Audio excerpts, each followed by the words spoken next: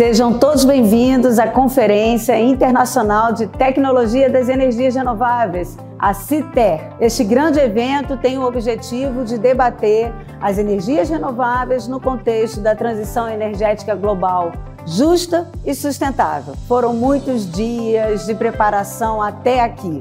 Agora vocês terão a oportunidade de ver toda essa construção até este momento de abertura oficial da CITER.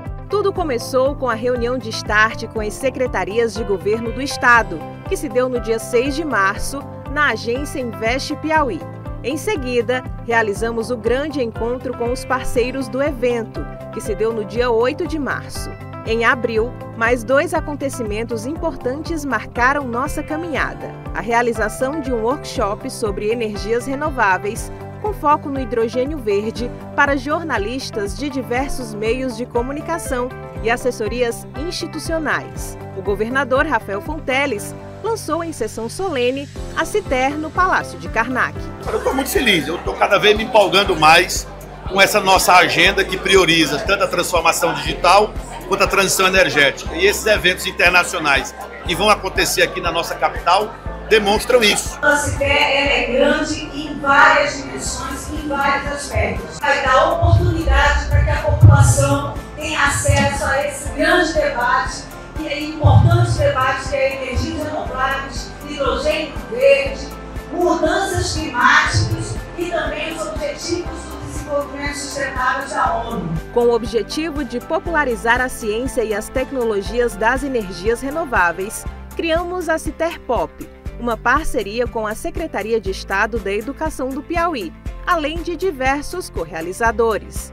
A CITER Pop iniciou suas atividades no dia 21 de maio, no CEP José Pacífico, e ainda passou pelo Premem Norte, 7 Júlia Nunes, e teve seu grande encerramento no Liceu Piauiense, com atividades culturais e exposição de 20 estandes com os trabalhos dos alunos. Foram cerca de 2.000 estudantes das escolas da SEDUC envolvidos em palestras e feiras de conhecimento, com trabalhos voltados para a sustentabilidade, ciência e tecnologia. O nosso país ele se destaca entre tantos outros pela sua abundância em fontes renováveis de energia, o que chama mais a atenção de compradores e investidores nesse projeto, que fará com que ele seja um sucesso no nosso futuro. Eles estão demonstrando aqui diversos projetos na área de energias renováveis, projetos que buscam solucionar situações da própria escola, como uma horta ecológica vertical, sustentada à base de energias renováveis, com protótipos de hidrogênio verde, dentre outros projetos muito interessantes. É o CITER Pop valorizando a inventividade dos nossos estudantes aqui do Piauí. Na Universidade Estadual do Piauí, a CITER Pop ainda contou com um importante seminário sobre o potencial energético sustentável do estado. A CITER também realizou visitas técnicas nas empresas geradoras de energias renováveis dos municípios de Altos e Brasileira. Além disso, intervenções urbanas coloriram pontos estratégicos em Teresina com as temáticas dos ODS, Objetivos de Desenvolvimento Sustentável. A CITER também conta com a parceria da Secretaria de Meio Ambiente e Recursos Hídricos do Piauí, a SEMAR, que irá realizar o Fórum Estadual de Mudanças Climáticas, além da Oficina de Desafios de Inovação e Resiliência Climática, Climaton, e a Conferência Estadual de Meio Ambiente e Desenvolvimento Sustentável. E finalmente chegamos ao nosso grande encontro. Aproveite nossa diversificada programação, que conta com 45 painéis de diálogos, feira de negócios de energias renováveis e atividades de popularização da ciência. Muito obrigado por se juntar a nós em prol de um futuro energético mais justo e sustentável.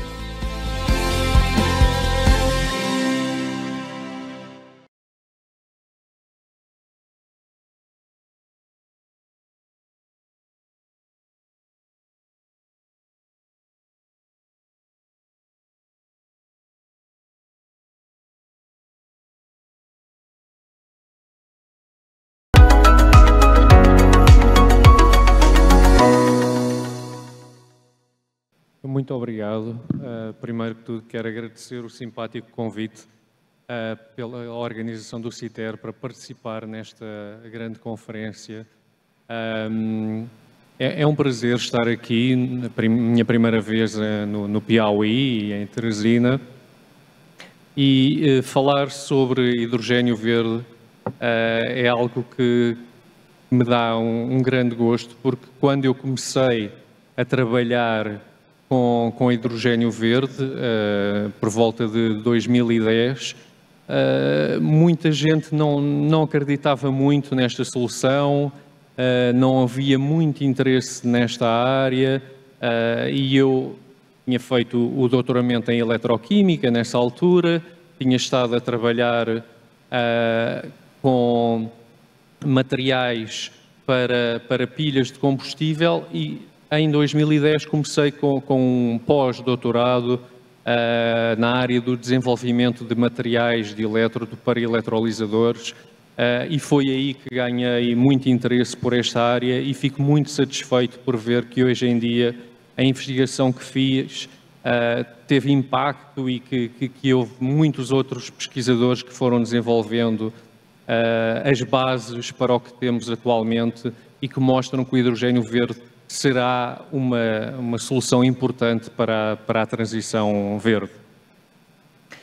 Respondendo à primeira questão que foi colocada, eu julgo que é importante clarificar para a audiência o que é o hidrogênio verde.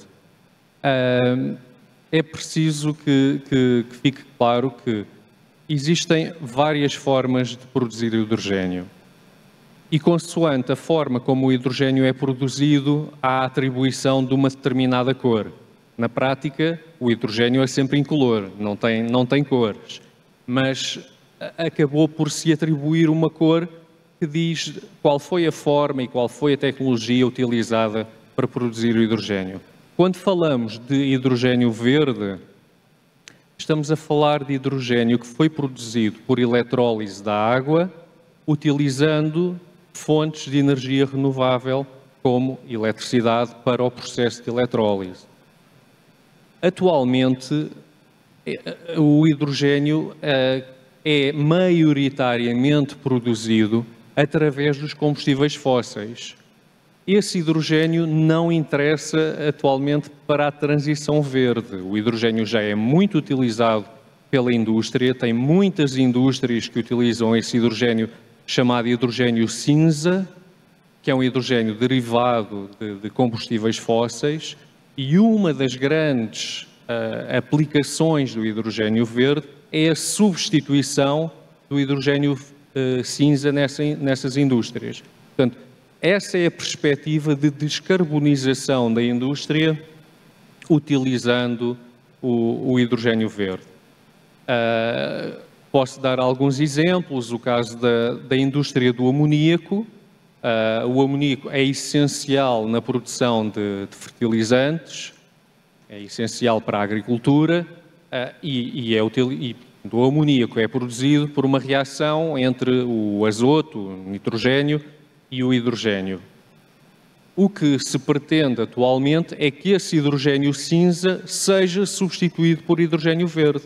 O hidrogênio verde não tem quaisquer emissões de carbono associadas à sua produção e, portanto, é uma forma de descarbonizar a indústria dos fertilizantes.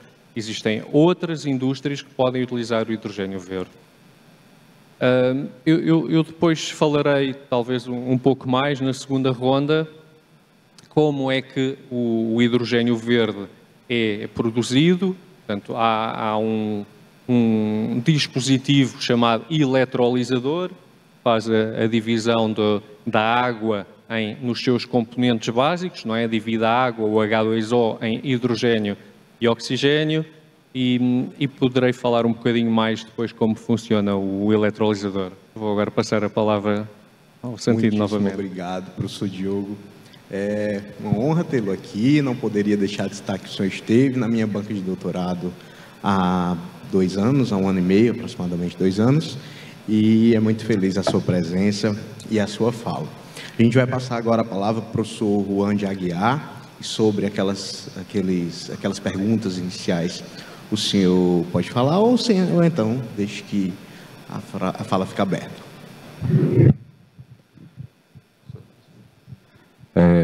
Bom dia a todos.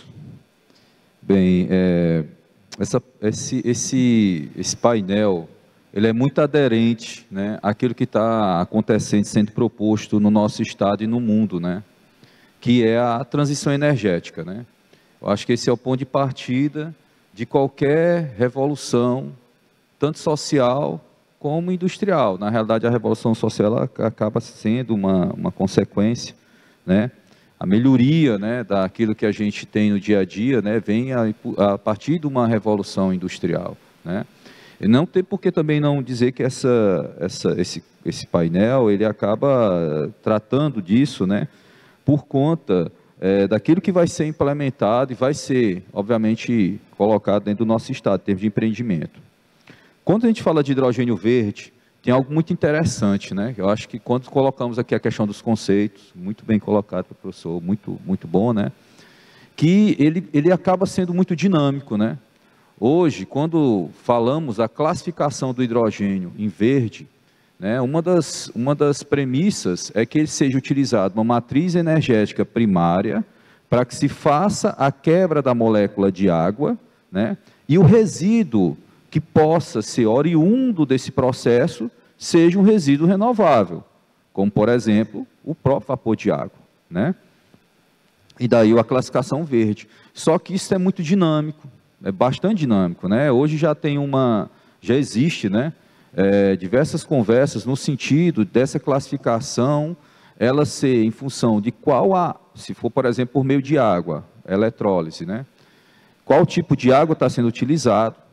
Só que, antes mesmo desse conceito ser consolidado, principalmente na Europa, né, eles já têm alguns encaminhamentos de que, não só isso, mas também o gás carbônico, ou o carbono que a gente vai retirar do ambiente, também seja trazido para dentro do conceito. Olha que interessante. Quando nós falamos da questão do hidrogênio verde, tudo isso partiu de uma premissa muito interessante e importante, porque o hidrogênio, essa catálise, a retirada do hidrogênio, já que ele é a matéria-prima mais abundante do universo, né, certo? Esses processos são processos que não são de agora, eles já existem e são seculares, né? Muitos deles fazem mais de 100 anos, inclusive os eletrolisadores, né? Eles existem desde a época que se utilizava hidrogênio para dirigíveis, né?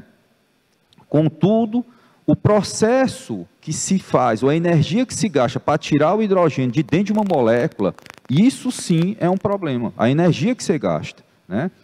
E, obviamente, as formas que se utilizaram para esse processo ao longo do tempo, principalmente primeiro com carvão, depois com o metano e agora com o hidrogênio verde, foi facilitado, foi viabilizado em função de uma coisa muito importante, que foi a consolidação das matrizes energéticas verdes. Ou seja, a partir do momento que nós podemos ter à disposição tecnologias que utilizam matriz energética verde para se transformar em energia elétrica, você pode viabilizar a utilização dessa matriz energética em processos industriais, como, por exemplo, tirar o hidrogênio de alguma molécula, né? E no estado do Piauí, aí vem a grande questão. E por que o Brasil é o grande protagonista desse momento? É simples, gente. Se nós pararmos para pensar, se imaginar um pouquinho, vou chegar até o Brasil, né? Olha só, o último levantamento do IEA, que é o Instituto de Energias, né, Internacional, né, que traz essa tônica das matrizes energéticas, foi colocado o seguinte, que no mundo, em termos de matriz elétrica, 85% de toda a matriz elétrica mundial não é renovável. Não é renovável, só 15% é renovável. No Brasil, é o contrário. O último levantamento que teve desse mesmo parâmetro, né, matriz elétrica, no Brasil, 85% é renovável e 15% não é. Então, isso já chama a atenção de qualquer país ou qualquer empresa que queira trazer à tona, né, esse empreendimento de prospecção de retirada de hidrogênio verde aqui no Brasil. Aí vamos aqui para o Brasil. Quando você olha agora para o Brasil, as condições muito peculiares para que, do ponto de vista geográfico, né, seja solar, seja eólico, né, o Nordeste, ele é, na realidade, um Eldorado para esse tipo de prospecção energética. Agora, pasmem, o estado do Piauí, se você pegar o estado do Piauí e você fizer qualquer levantamento para um atlas solarimétrico, você vai observar o seguinte, isso é muito interessante. O estado do Piauí, a irradiação dele é de cima a baixo. O ciclo solar que passa no nosso país, ele passa no estado do Piauí de norte a sul. Ele é o único estado do Nordeste que tem isso. Alguns estados têm até irradiação em alguns pontos maiores, mas nenhum tem o nível de radiação médio que nem o estado do Piauí. Nenhum. E isso facilita. Por quê? Porque você trazer um empreendimento de hidrogênio verde, onde a matriz primária é o sol, você vai poder colocar isso em qualquer lugar. Eu estava vendo recentemente teve um workshop sobre a questão de, eu sei que talvez isso não venha muita área, mas eu acho que é interessante para a gente falar, porque é bem simples, né? Que era a questão do armazenamento e logística de hidrogênio, né? Se fala que um dos problemas que se trata desse transporte de hidrogênio é o seguinte, é porque a partir de 150 quilômetros é muito complicado você ter, não importa, a forma como você tentar fazer esse transporte, não importa. É bem complicado você utilizar algum recurso, mesmo que utilizando gasificação ou liquefação, para estar transportando ele. Ou seja, existe uma possibilidade, talvez, de fazer uma descentralização dos locais de produção. Só que para você ter descentralização, o que é que você precisa? Ter condições de produção. E o estado do Piauí, ele tem isso de norte a sul. Até nisso facilita, né? Então, talvez, é muito possível que muitas das grandes soluções da parte de logística de transporte de hidrogênio sejam implementadas aqui, né?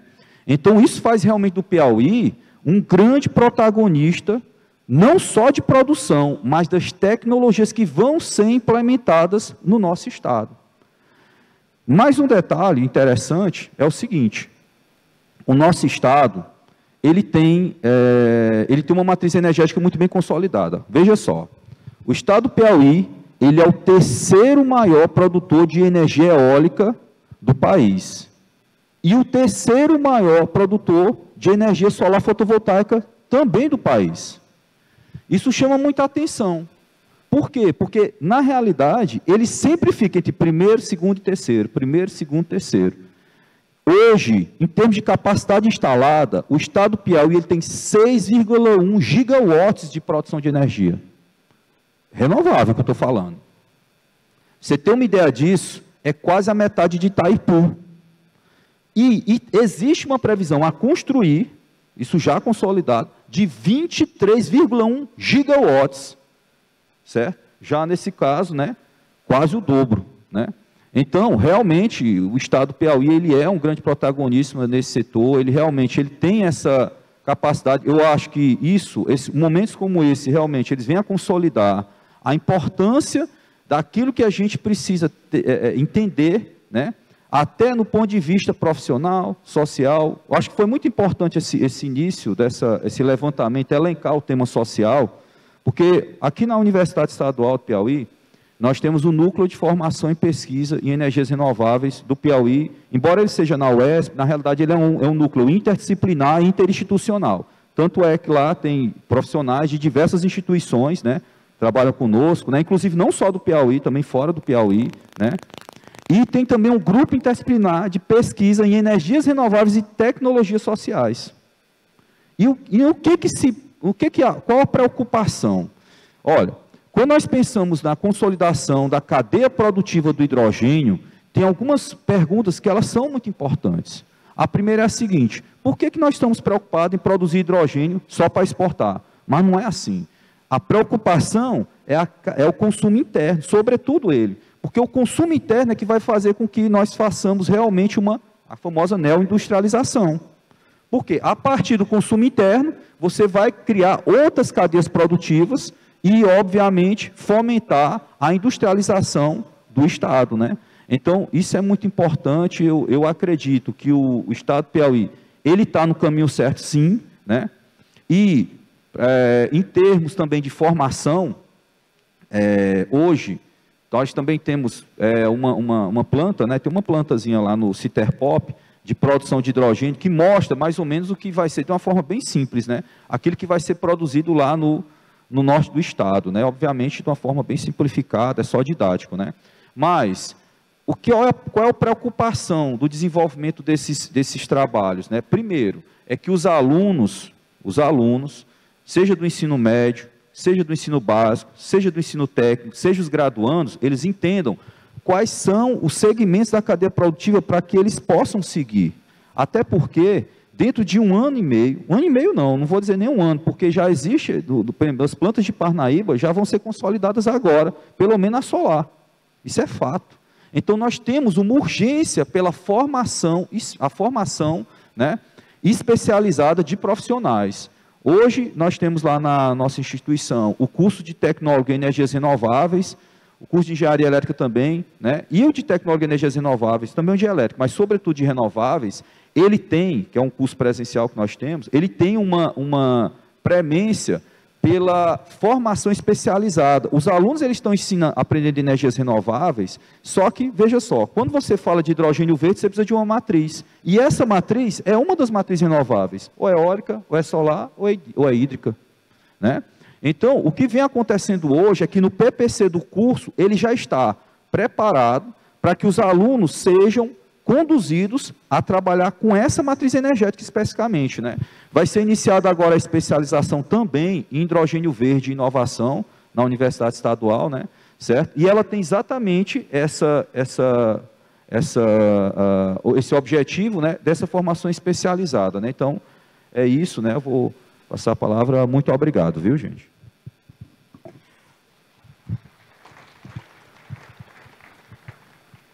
Muitíssimo obrigado, a sua fala, professor Juan. É muito feliz, de fato, ouvir o que nós temos e o potencial que nós temos. Matriz energética brasileira, de fato, é motivo de orgulho para todos. E o Piauí, ele tem as condições favoráveis para que seja um dos maiores produtores de hidrogênio verde, pela água, pela disponibilidade de energias renováveis. A gente passa agora a fala, então, para o professor Luiz Carlos.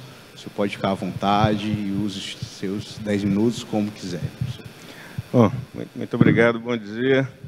É um prazer voltar aqui em Teresina. Já estive aqui muitas vezes, pois eu tive um projeto de P&D aqui com a CEPIS, a distribuidora local. Sempre gostei bastante aqui de Teresina. Eu sou professor da Unicamp, em São Paulo, mas eu sou original aqui de Tocantins, não sou vizinho aqui de vocês, estou aqui pertinho. Bom, todos nós estamos mais interessados no futuro do hidrogênio, nessa nova economia do hidrogênio, no grande protagonismo que o Brasil pode ter, né, nessa nova economia. Mas eu queria usar uma parte aqui da minha fala para convidar vocês para olhar um pouquinho para o passado que o Brasil tem também nessa área de pesquisa e desenvolvimento do hidrogênio. Então, eu queria resgatar um pouquinho um trabalho do LH2. O LH2 é o Laboratório de Hidrogênio da Unicamp. Foi fundado em 1975. Lógico que outras universidades, outros institutos também já fizeram muito trabalho no tema de hidrogênio, mas na Unicamp são 50 anos de pesquisa em hidrogênio, motivado pela crise do petróleo da década de 70. Então, um crescimento muito maior da demanda do que da oferta do petróleo na época, resultando num aumento muito forte no preço do petróleo, no desespero total e na busca mundial por novos vetores energéticos. O hidrogênio surgiu naquela época, já como uma das prováveis soluções aqui no Brasil, usando excedente de geração hidrelétrica que a gente tinha na época. Veja só, então já era hidrogênio verde. lá em 1975, a gente já discutia isso no Brasil, a gente está agora planejando, pensando o futuro. Eu acho que é muito importante a gente olhar o que já foi feito no passado, porque já foram cometidos erros, né, e acertos também. Então é importante a gente fazer essa revisão. Veja que no LH2, na Unicamp, foram desenvolvidos eletrolisadores ainda na década de 80, os primeiros eletrolisadores desenvolvidos no Brasil. Logo depois também, vocês sabem que o estado de São Paulo tem uma grande tradição em bioenergia, né, o maior produtor de cana-de-açúcar do país. E, então, começou a se desenvolver pesquisa também para a produção de hidrogênio a partir da reforma do etanol. Isso ainda na década de 80. A produção de petróleo aumentou, o preço diminuiu, essa potencial economia do hidrogênio foi postergada e agora voltou com tudo, né? Por outro tipo de pressão, não mais econômica, mas a pressão ambiental. Mas só para a gente resgatar, que agora todos nós falamos de hidrogênio, mas já tem muito trabalho feito já de bastante tempo. O LH2, então, passou a trabalhar com produção de hidrogênio com alto grau de pureza, isso aí na década de 80, 90. E veja só o que aconteceu, começou a fazer pesquisa para utilizar o hidrogênio na área de mobilidade. Então desenvolveu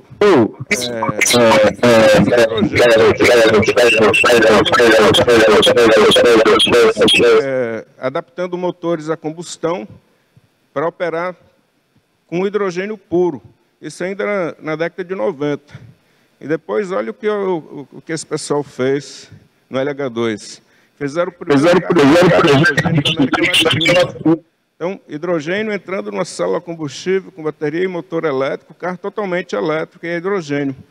Isso ainda na década de 90, começo dos anos 2000. Então, foi feita muita pesquisa nesse laboratório na escala de quilowatts, então escala pequena, né? Mas de alguns anos para cá, agora a gente já tem novamente um potencial gigante para desenvolver novamente essa indústria do hidrogênio, principalmente o hidrogênio de baixo carbono, né? O hidrogênio verde ou de baixo carbono. O LH2 hoje continua fazendo projetos em hidrogênio, agora na escala de megawatt. Então, agora já são plantas de produção de hidrogênio associadas com usinas hidrelétricas ou com usinas fotovoltaicas, né? Mas continua ainda hoje fazendo muita pesquisa nessa área de hidrogênio. E o que foi produzido em todas essas décadas? Muita pesquisa científica de ponta, muitos papers, muitas teses, muitas patentes, muitos doutores formados, e inclusive uma empresa surgiu, filha do LH2, que hoje é a Hytro. Acho que vocês que atuam aí no setor de hidrogênio conhecem a Hytro, uma das empresas mais importantes que atuam hoje no Brasil nessa área de hidrogênio. Foi comprada por alemães, mas continuam nascendo outras startups lá na Unicamp, associada com os trabalhos do LH2. Por que eu estou resgatando essa história? Porque eu acho que, olhando agora para o futuro, nós não podemos, no Brasil, ser simplesmente importadores de tecnologia e exportadores de hidrogênio, como o professor comentou. A gente já tem capacidade demonstrada de desenvolver conhecimento e tecnologia de ponta aqui no Brasil, nessa área do hidrogênio. A neoindustrialização é uma oportunidade que a gente tem para construir essa cadeia produtiva completa aqui. A gente já cometeu esse erro, né, com todo o setor de fotovoltaica, onde a gente depende de importação para tudo. Estamos tentando correr atrás agora. Veículos elétricos também, já cometemos esse erro. O hidrogênio, eu acho que a gente não pode perder essa oportunidade de construir uma cadeia produtiva completa aqui no Brasil. E a política de neoindustrialização, ela vem para apoiar isso, né? A gente tem capacidade demonstrada no país para fazer diferente dessa vez.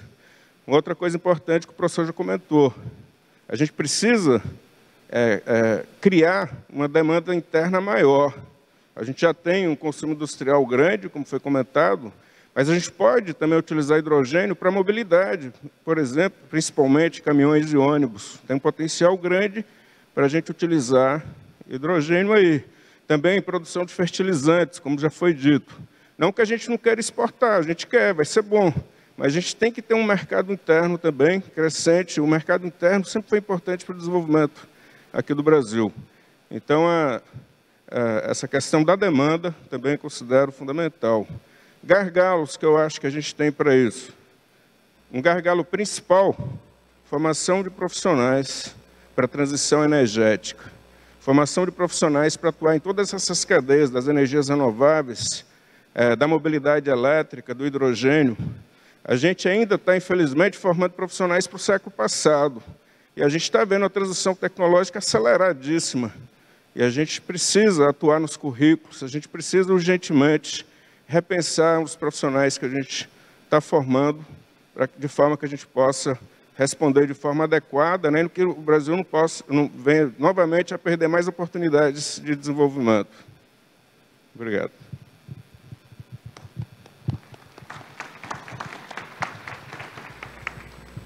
Obrigado pela sua fala, professor Luiz Carlos. Ela nos relembra a importância de, mais uma vez, não perdermos o time. E o que nós vemos dos estados, dos pesquisadores, dos grupos de pesquisa, é que, de fato, a gente está tentando e a gente está investindo, e é muito provável que, dessa vez, a gente não perca o time, né? Obrigado novamente, professor Luiz Carlos. A gente vai passar a palavra agora para a pesquisadora Ana Carolina. Ela está online, aqui, grande, atrás de vocês. E, professora Ana, pode começar a sua apresentação.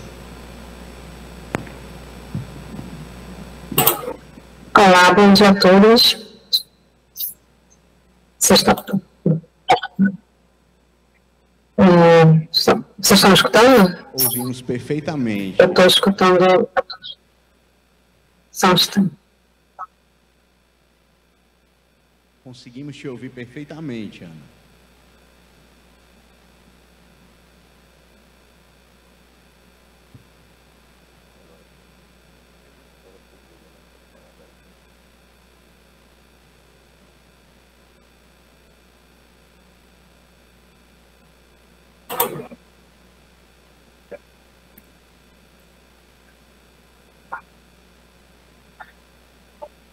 Alô?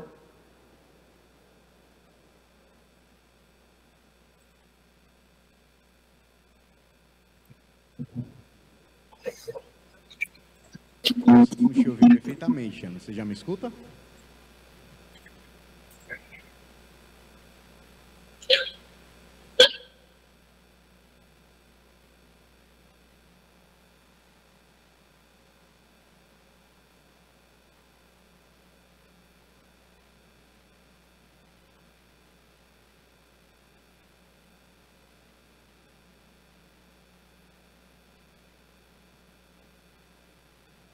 A gente vai aguardar então a professora Ana retornar. Ela deve estar com alguma falha de comunicação, mas daqui a pouco ela retorna.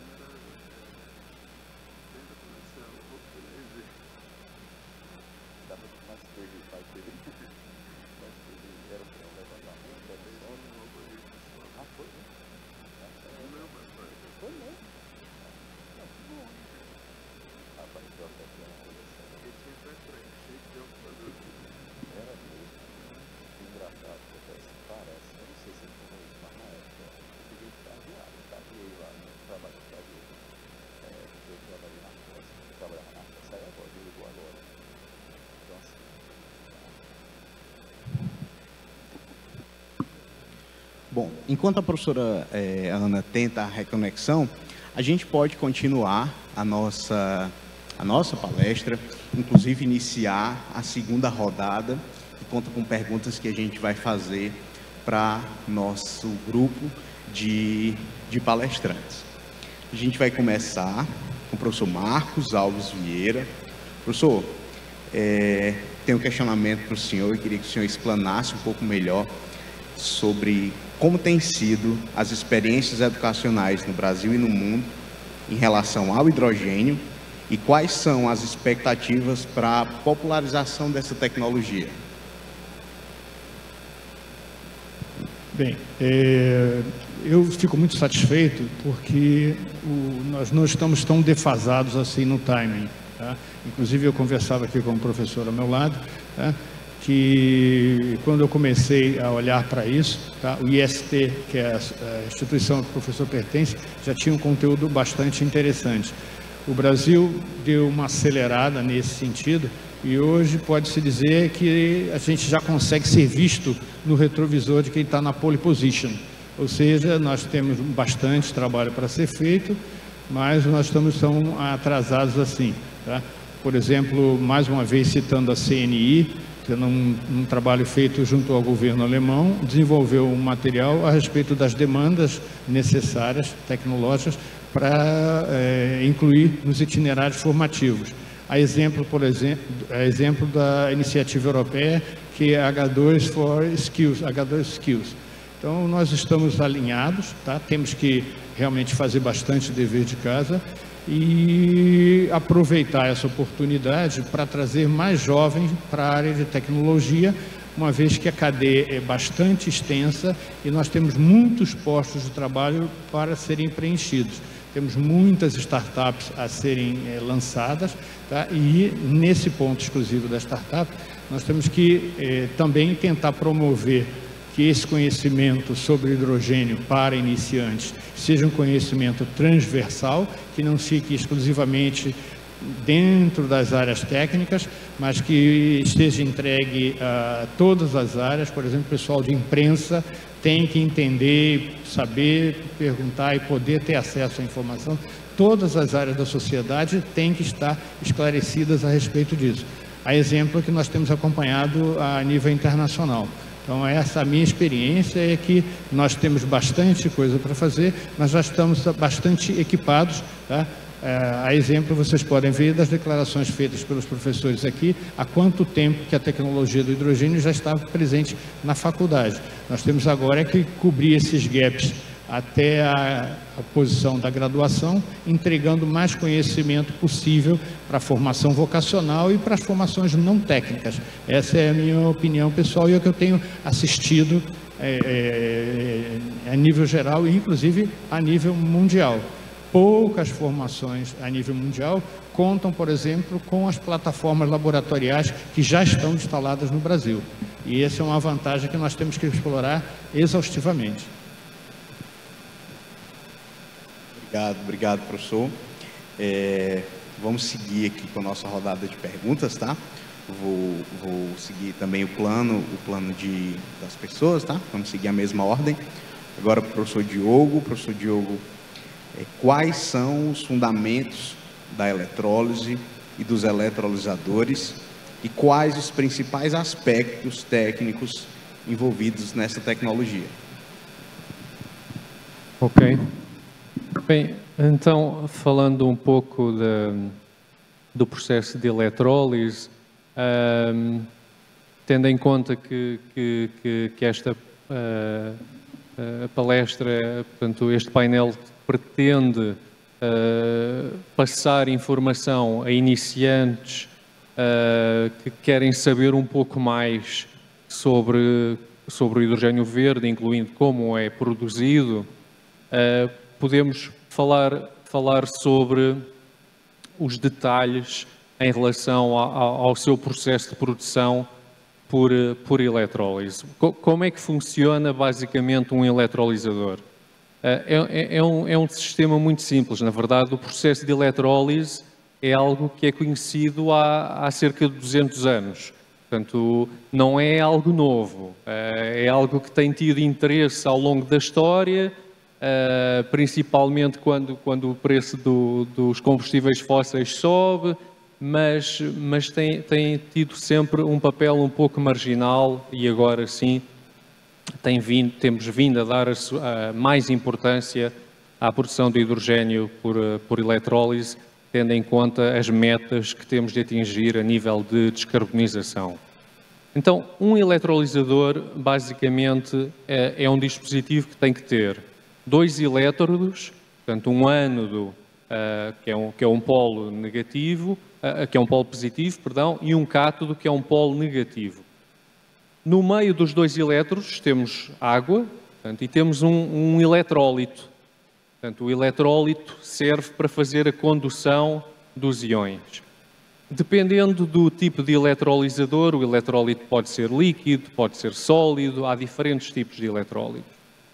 Normalmente temos esse eletrólito, tem a forma de uma membrana, não é, que separa os 2 compartimentos, onde temos o ânodo e o cátodo, os 2 elétrodos, e faz com que não haja mistura dos gases. É por isso que nós conseguimos produzir o hidrogênio no lado do cátodo e o oxigênio no lado do ânodo e fazer a separação dos 2 gases. Como é que nós conseguimos melhorar a eficiência do processo de eletrólise? Porque esse é um dos problemas. O processo de eletrólise não é ainda muito eficiente e daí se discutir a questão dos custos elétricos para a sua produção.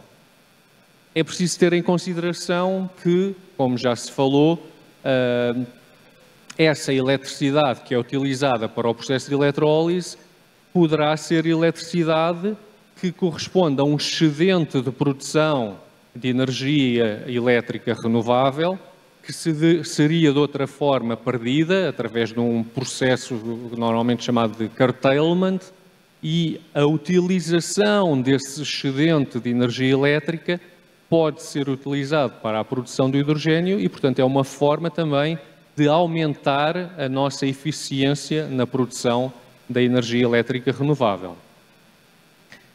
Relativamente aos eletrolisadores, o processo de eletrólise mais antigo, que já existe desde os anos 50, portanto de 1950, já existiam eletrolisadores alcalinos. Portanto, os eletrolisadores alcalinos usam uma solução alcalina, com hidróxido de potássio, que a função ali do hidróxido de potássio é aumentar a condutividade iónica da solução.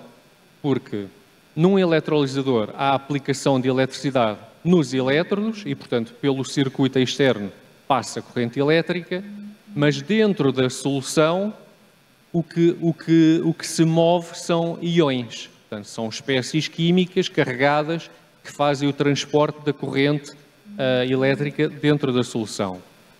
Portanto, nessa eletrólise alcalina há um diafragma que separa os 2 elétrodos e há a produção dos gases de hidrogênio e oxigênio. Essa tecnologia já é muito antiga e acaba por ser a mais robusta. Hoje em dia, apesar de haver muito investimento nos eletrolisadores do tipo PEM, que eu já vou falar a seguir, nós temos cerca de mais ou menos 3 vezes mais eletrolisadores alcalinos do que PEM. Portanto, continua a ser uma tecnologia que, apesar de não ser tão eficiente, acaba por ser bastante robusta e fidedigna portanto, já é bem conhecida. Relativamente à tecnologia do tipo PEM, o processo é um pouco diferente. Utiliza-se um eletrólito sólido, uma membrana de troca protónica, que apenas permite que os íons H+, os prótons, passem através da membrana. Nestes eletrolisadores já se usa água pura, que isto é também uma questão que depois tem que ser falada, a utilização da água nos eletrolisadores. Em alguns casos, a utilização da água pura pode ser um problema. Fala-se também na utilização de outros tipos de água, a possibilidade de utilização de água do mar, águas residuais. Portanto, tudo isso são áreas que ainda estão a ser estudadas também para o futuro dos eletrolisadores. Mas essa tecnologia tipo PEM de que estava a falar, de membrana troca protónica, é mais cara, mas é mais eficiente. Utiliza uma membrana normalmente de a marca Nafion. Existem muitos estudos no nosso laboratório também para desenvolver membranas que sejam também mais baratas, que consigam baixar o custo do eletrolisador. Nomeadamente, o professor Santino falou que eu estive na sua banca de doutorado, em que ele esteve a desenvolver membranas alternativas a essas membranas consideradas benchmark, mais caras, dessas grandes companhias, e que assim se conseguirá então baixar o custo desses eletrolisadores. Existem também outras tecnologias em desenvolvimento, não tão implementadas ainda. As células de eletrólise de óxido sólido trabalham a altas temperaturas, portanto, as que eu falei primeiro e que são comerciais, os PEM e os alcalinos, trabalham normalmente a temperaturas entre os 60, 80, 90 graus. Já essas de óxido sólido, estamos a falar de temperaturas 600, 700 graus Celsius, portanto, uma temperatura muito mais elevada, em que o eletrólito é um cerâmico que a essas temperaturas muito elevadas já permite a passagem dos íons. Acaba por ser um bom condutor iónico a essas temperaturas mais elevadas. É um processo que permite uma maior eficiência, porque quando falamos de eletrólise há vários parâmetros que afetam a eficiência. Um deles tem a ver com as sobretensões necessárias para que o processo ocorra. Portanto, se os catalisadores têm que baixar essas sobretensões que permitem que o custo elétrico não seja tão elevado, e nessas células de eletrólise de óxido sólido, a tensão que é necessária aplicar, a diferença de potencial entre os dois elétrodos, não é tão elevada, por uma questão termodinâmica, porque estamos a uma temperatura mais elevada. No entanto, são células que ainda estão em desenvolvimento, não têm uma durabilidade ainda tão grande, porque essas temperaturas há mais dificuldade de conseguir materiais estáveis. Portanto, há aqui vários constrangimentos. Só para terminar com as células de eletrólise, também existe agora uma nova tendência com as células de membrana de troca aniónica. Portanto, esses novos eletrolisadores combinam as vantagens da eletrólise alcalina com a eletrólise do tipo PEM. Portanto, tem também uma membrana promotadora de íons, neste caso de aniões, mas utiliza uma solução alcalina, mas bastante menos alcalina. Portanto, na eletrólise alcalina convencional falamos de cerca de 30% de hidróxido de potássio, portanto uma solução fortemente alcalina. Aqui utiliza-se na eletrólise chamada AEM, de membrana de troca aniónica, há uma solução de cerca de 1% de hidróxido de potássio, portanto é uma solução bastante mais diluída. É um processo mais eficiente, produz hidrogênio de elevada pureza, portanto semelhante à eletrólise do tipo PEM, mas ainda está também em desenvolvimento e, portanto, ainda tem pouco impacto a nível comercial. Todos estes processos serão, com certeza, utilizados no futuro, mesmo aqueles que ainda estão a aparecer, mas há vários fatores que precisam de ser melhorados. Portanto, falámos da questão das membranas, é preciso desenvolver membranas mais baratas, mais eficientes, com elevada durabilidade, porque se queremos um sistema a funcionar durante muitos anos, esses sistemas, estamos a falar de sistemas que são fechados, não podemos estar a abrir para ir substituir a membrana, portanto queremos que ela dure o máximo possível. Para além da membrana temos a questão dos elétrodos, portanto queremos elétrodos que sejam baratos. Quando falamos da eletrólise do tipo PEM, eu mencionei que ela era mais eficiente, mas também mais cara. Isso porque normalmente são utilizados catalisadores à base de platina. Portanto, no processo catódico é utilizada platina, no processo anódico é utilizado normalmente dióxido de irídio, e estes metais nobres têm um custo muito elevado. É necessário procurar alternativas, metais de transição mais baratos, à base de níquel, molibdênio, ferro, portanto, há outros materiais, ligas metálicas que consigam ter uma elevada atividade catalítica, ou seja, que nos permitam conseguir que as reações se realizem com elevada eficiência e com baixas sobretensões, para que o custo elétrico do processo não seja muito elevado, mas simultaneamente com uma elevada durabilidade. Portanto, que estes materiais de elétrodo não sofram eles outras reações que provoquem a sua degradação, a sua deterioração com o tempo. Pronto, julgo que toquei um pouco aqui nas questões dos eletrolisadores e as suas eficiências e o seu trabalho. Vou então passar a palavra de volta ao moderador, professor Santini. Muito obrigado. A sua fala,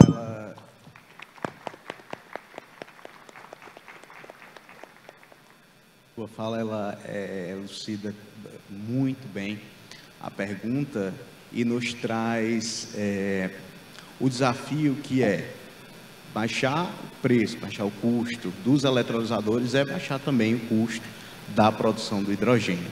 Então, o seu grupo de pesquisa é incrível, tenho a honra de participarmos da rede juntos, então, muitíssimo obrigado novamente. Vamos passar agora a fala para o professor Juan, e vou fazer uma pergunta para o senhor. Professor, quais são as principais expectativas das universidades do Estado e quais meios as universidades estão utilizando para trazer a juventude para se beneficiar dos avanços que o Estado do Piauí já possui na área do hidrogênio verde?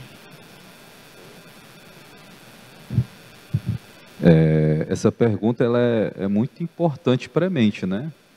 Demais. Vamos lá. O NUFPERP, hoje, ele tem um núcleo que trabalha dentro do nosso núcleo de formação em pesquisa, que é o NAERP, né? Que ele na realidade, ele é um núcleo que faz uma pesquisa em rede. Hoje, a Universidade Estadual, ela tem esse núcleo que compõe, por meio de um fomento junto, é um núcleo que ele é capitaneado pela nossa Fundação de Amparo à Pesquisa, a FAPEP, né?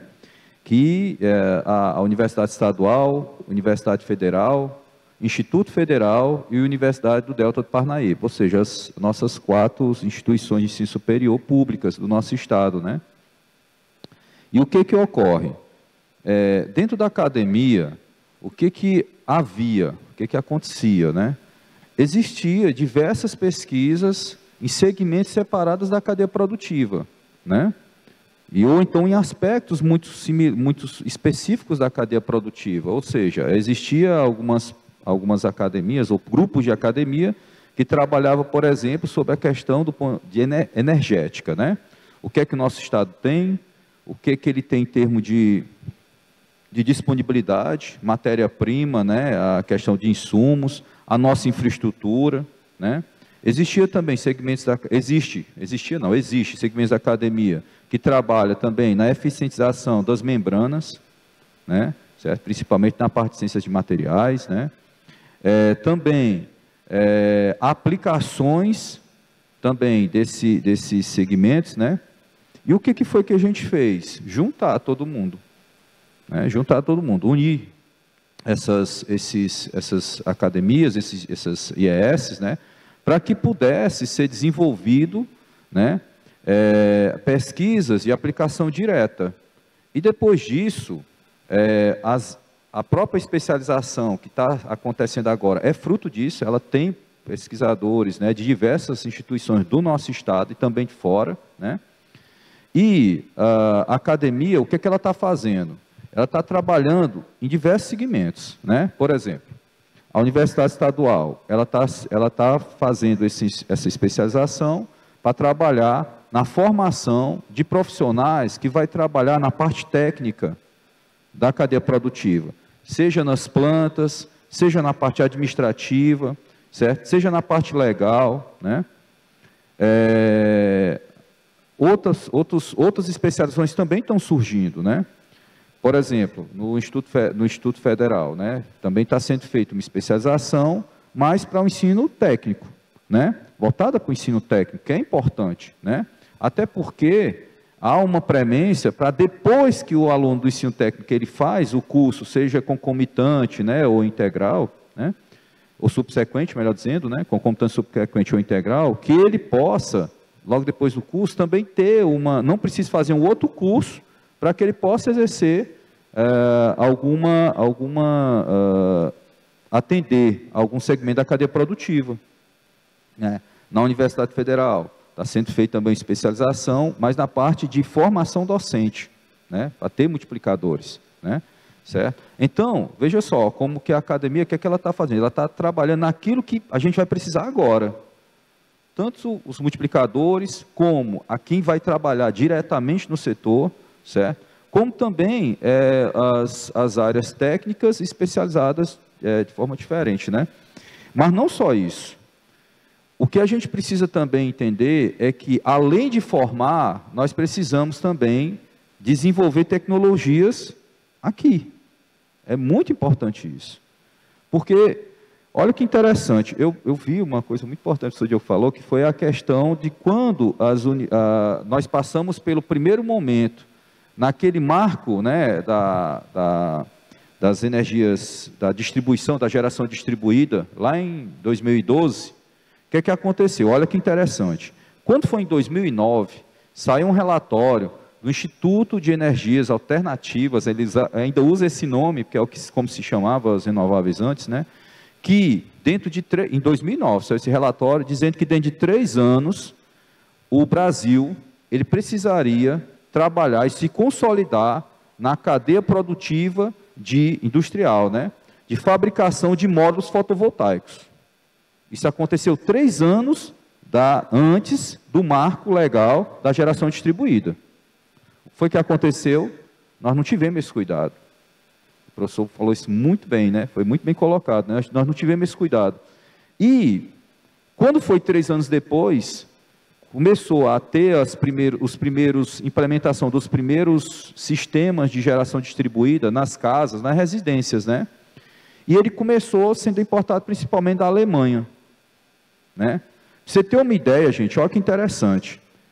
O valor de um sistema fotovoltaico residencial, lá em 2012, ele chega a 32 vezes, ele é 32 vezes superior, mais caro do que é hoje, né? É absurdo a diferença. E o que faltou? Faltou que o Brasil ele produzisse esses insumos para que nós pudéssemos fomentar, né, essa cadeia produtiva, né, e obviamente se industrializar, né? Então, o que a universidade elas estão buscando hoje, né, as academias elas buscam hoje? É exatamente fazer o desenvolvimento e parcerias também com empresas, sobretudo empresas, né? Porque nós temos uma preocupação grande. A primeira, a tecnologia que vai chegar, nós estamos preparados para que ela seja implementada? Aí está sendo feita a formação. A segunda, essa tecnologia, quando chega, para ela se consolidar, o que é que precisa? Que nós possamos desenvolver a tecnologia aqui. Aí vem a terceira preocupação, e a matéria-prima. Porque a matéria-prima que é utilizada nessas tecnologias, hoje em dia, elas utilizam insumos que não necessariamente tem aqui pode não ter no nosso estado. Então, o que a academia faz hoje? É buscar soluções que os insumos de matéria-prima, para o desenvolvimento, por exemplo, de membranas, o desenvolvimento dos próprios cilindros de reservatório eletrolisador ou os processos, seja feito com insumos que nós tenhamos aqui no estado. E aí onde a cadeia produtiva de fato se consolida, né? E por fim, né, para poder a gente entender isso, olha que interessante, quando eu estava falando sobre a questão de como é o estado do Piauí em termos de produção de energia renovável, dizer que ele era terceiro, né? Tanto eólico como solar. Teresina não é industrializada. Ela não é industrializada. Alguns até consideram uma cidade um pouco interiorana, né? Mas Teresina é a 5ª maior produtora de geração distribuída do país. Ou seja, o estado do Piauí, ele tem vocação nessa área, certo? Então, o que hoje está sendo feito, eu acho que isso é primoroso no governo do estado, é a formação técnica no ensino básico, médio técnico, né? A formação superior também na universidade estadual, certo? Também junto às universidades federais e o instituto, né? Para que a gente possa dar essa formação, esses profissionais para o mercado, sendo que isso vai ser atendido agora, né? Certo? Ou seja, respondendo à pergunta, né? Tanto a parte de pesquisa está sendo feita essa atuação, né? Obviamente, eventos como esse, eles aproximam as academias, né? Que é muito importante, não só daqui do estado, mas também dentro do nosso país como um todo, né? Certo? A questão também do desenvolvimento das tecnologias, né? Ou seja, a formação, né? E também, principalmente, né? Que isso que eu acho que esse evento está trazendo muito, a gente está fazendo bastante contato, também que é com o mercado, né? Porque o mercado, ele também tem soluções e necessidades prementes que precisam ser atendidas, e a academia, ela está exatamente buscando atender essas demandas, né? Ok, é isso. Muito obrigado. Muitíssimo obrigado também, professor Juan. A sua fala, ela nos traz o que de fato a gente precisa para que as pessoas venham até nós. E eu junto a sua fala com que eu conversei muito ontem com o professor Marcos, que ele me falou algumas vezes e eu achei muito interessante, né? Transformar a produção do hidrogênio do champanhe para o Guaraná. Ou seja, né? É que a gente consiga popularizar. E a nossa mesa, de fato, eu acho que ela consegue fazer isso, né? Tanto para a nossa plateia, quanto para as pessoas que estão vendo online e vão ver posteriormente. Então, a gente chama a população, chama a sociedade para que as mentes sejam formadas, né? O estado do Piauí, ele fornece tudo que a gente está precisando e agora a gente quer que as pessoas estejam conosco. E a popularização faz parte disso, né? A gente precisa disso. Agora temos a nossa pesquisadora, a Ana Carolina. Ana, você agora consegue ouvir a gente? Perfeito. Faz só um teste aí para a gente ouvir teu áudio. Olá, bom dia. Perfeito, Ana. Estamos escutando? Perfeito, conseguimos te ouvir. Eu estou com 2 entradas, pessoal. Vou só fechar uma delas.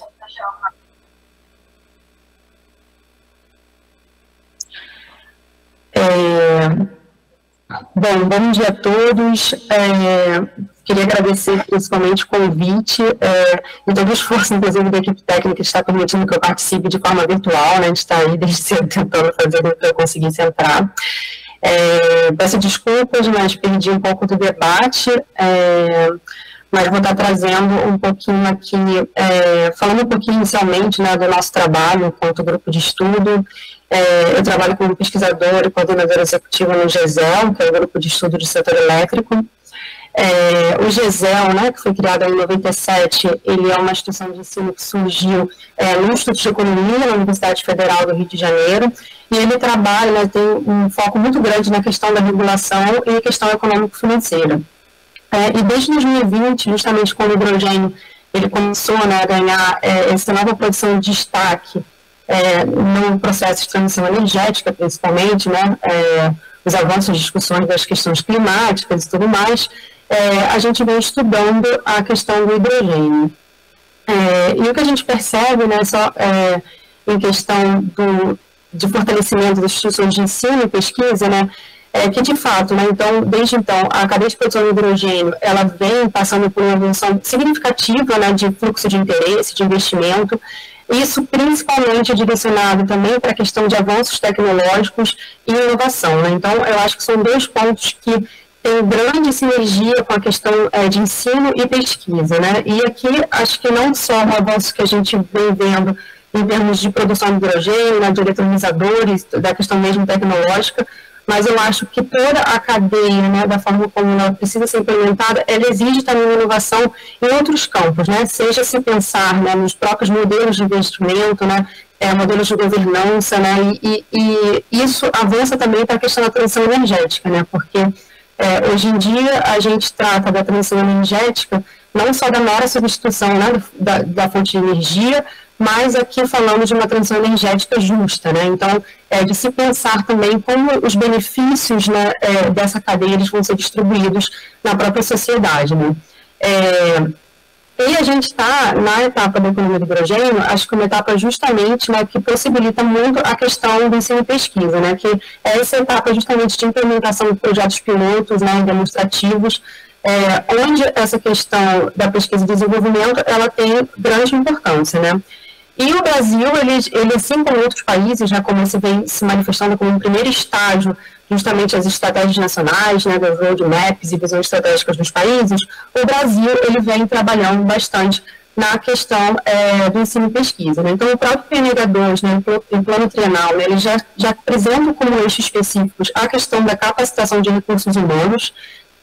Então, existe uma câmara temática específica, né, para capacitação de recursos humanos, onde justamente se discute a abertura de cursos de pós-graduação, capacitação de profissionais, né, então eu escutei um pouquinho da fala anterior, né, que está justamente discutindo um pouco esse ponto. E também um dos eixos prioritários é a questão do fortalecimento de bases tecnológicas, né? Então, isso inclui justamente, inclusive, a proposição de chamadas públicas que vão permitir o desenvolvimento de projetos de pesquisa e desenvolvimento, né? Então, atualmente estamos com a ANEEL, né, a chamada estratégica do hidrogênio, né, que também avança nesse ponto, e que é uma oportunidade da gente estar implementando projetos de planta piloto e está aprendendo com o desenvolvimento, né, da economia do hidrogênio.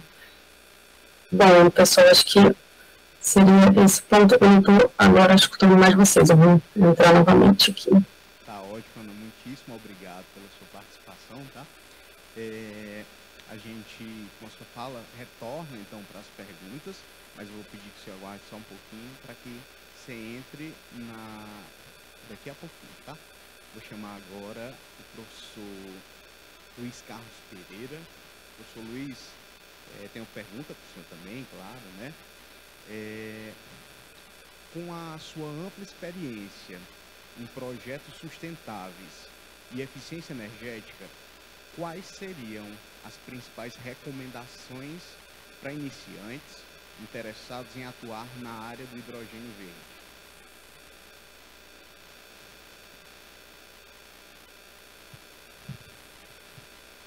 Bom, obrigado pela pergunta.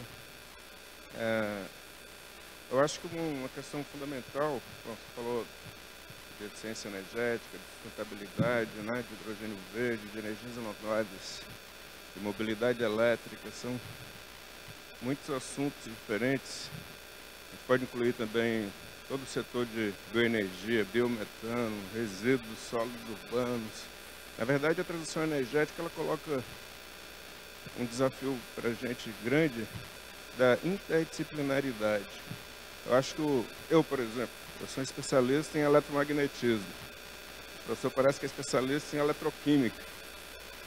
A nossa formação não pode mais ser assim, cada um dentro da sua caixinha, porque o conhecimento hoje está todo misturado. O nosso grande desafio é fazer as interfaces entre esses diferentes vetores energéticos, esses diferentes setores, né?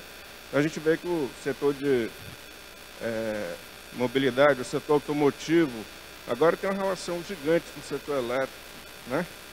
Com o setor da bioenergia, tudo isso misturado. Então, para os jovens que estão hoje, os meus alunos, o conselho que eu dou para eles é o seguinte: eles não esperem a universidade mudar o currículo para que eles sejam adequadamente formados.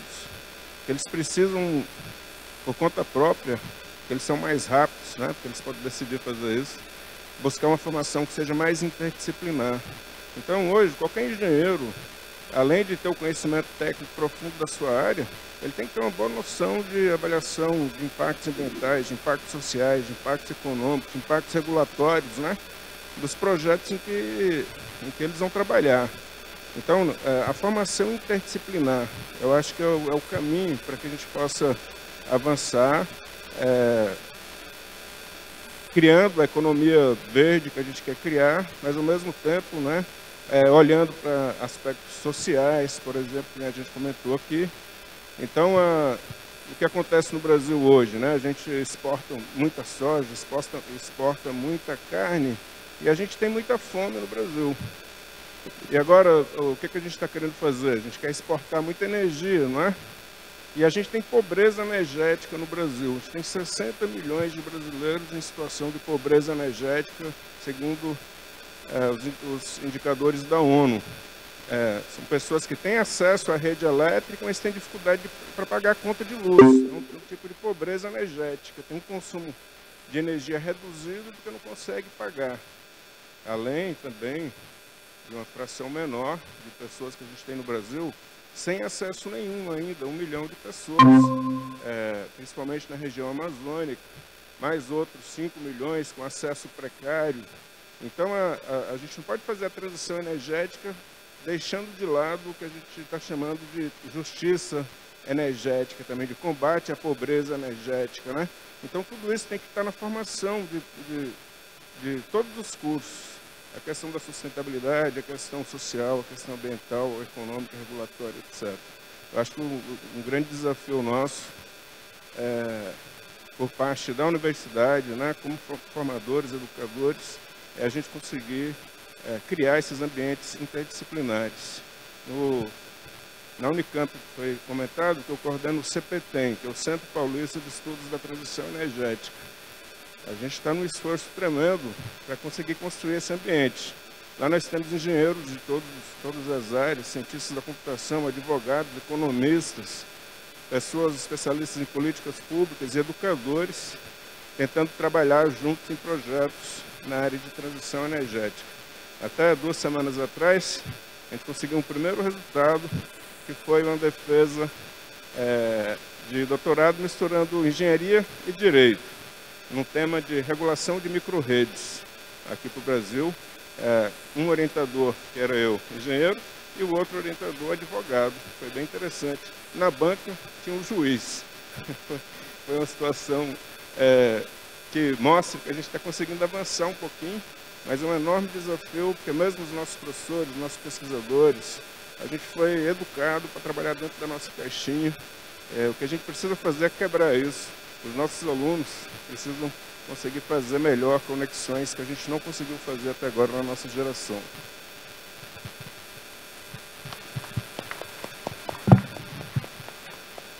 Obrigado, professor Luiz Carlos, fala muito pertinente. A gente vai seguir agora, vai convidar novamente a pesquisadora Ana Carolina, que ela volte aqui de forma online para a nossa tela. A Ana está por aí?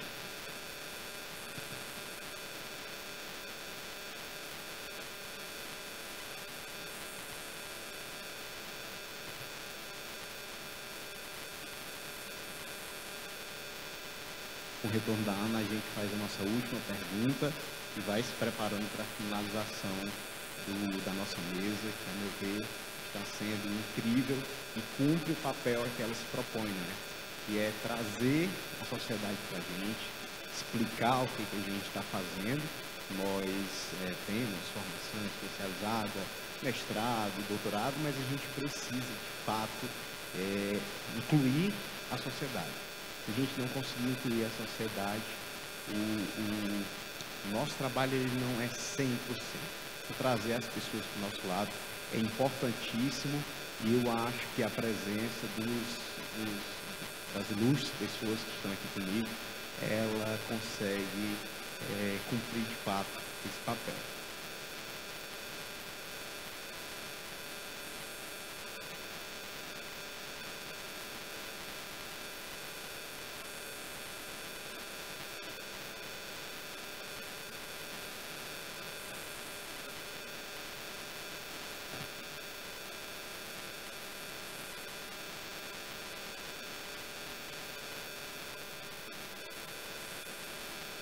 Bom, caso ela não volte, a gente retorna então para a pergunta que temos a fazer para ela. Acho que esse momento que a gente chega perto do final da nossa apresentação, A gente deve abrir aqui as perguntas para a plateia, tá? Vocês podem se sentir à vontade e eu espero que surjam perguntas aqui para os nossos palestrantes.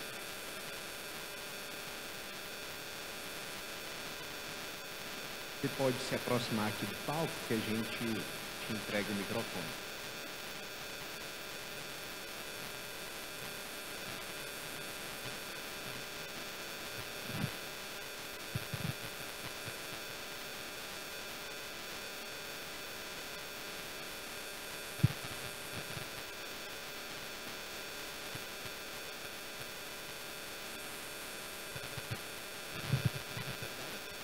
Bom dia a todos.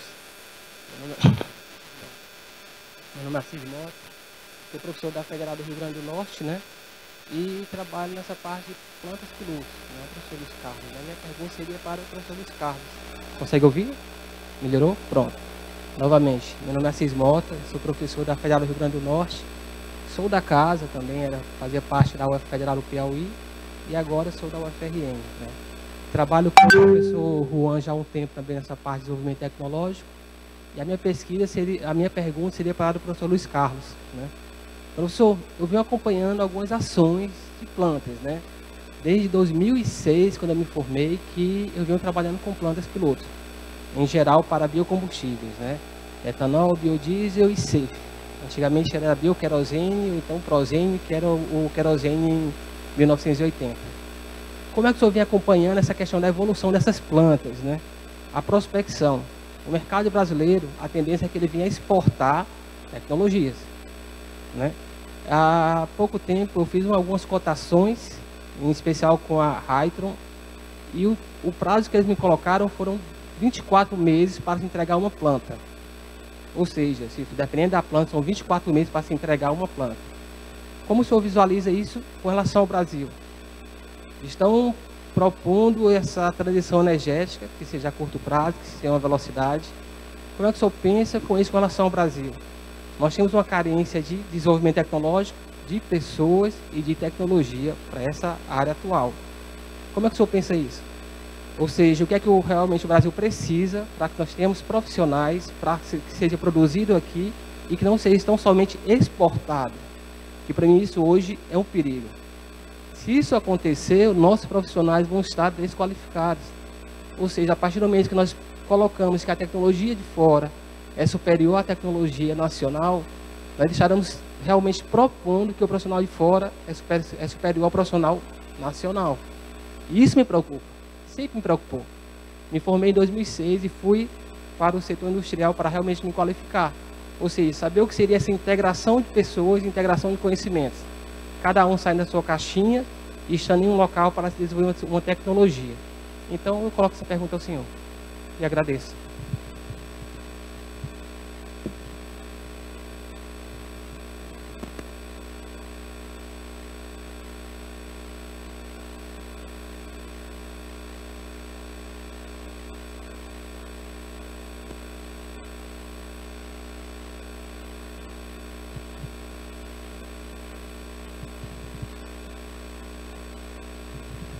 Bom, muito boa pergunta. Acho que a nossa situação não é nada fácil, como você comentou.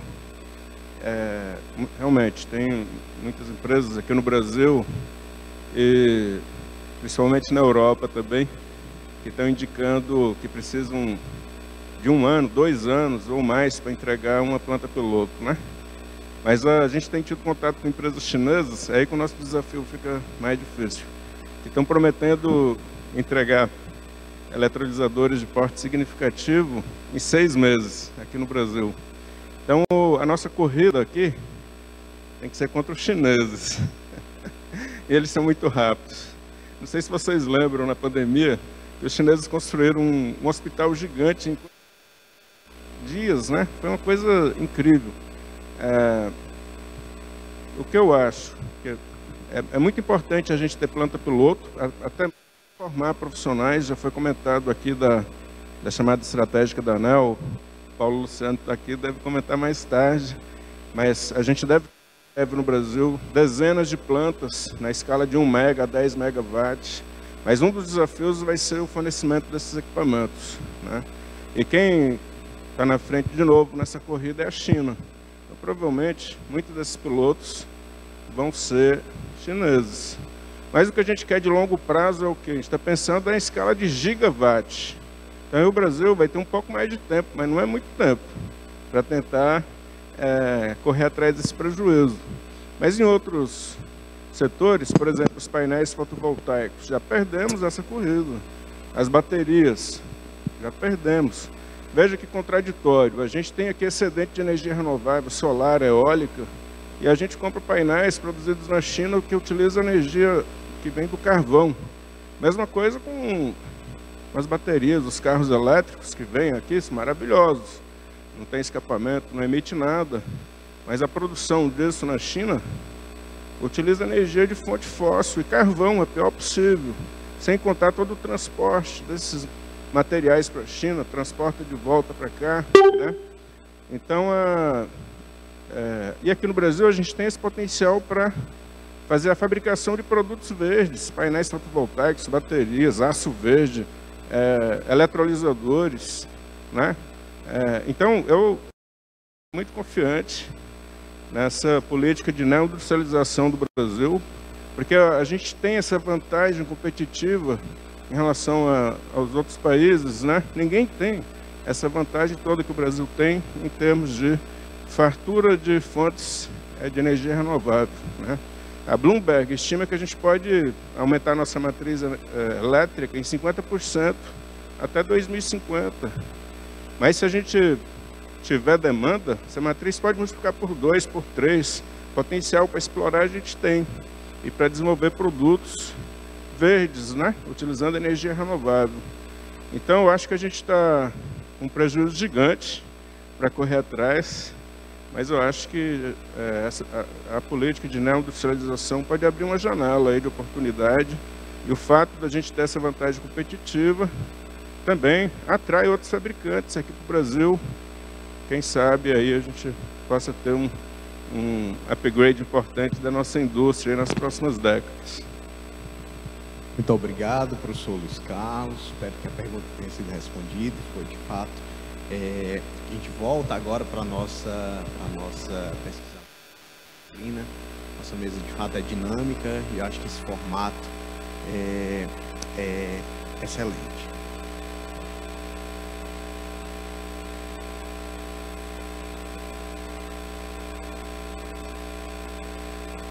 A plateia tem mais alguma pergunta?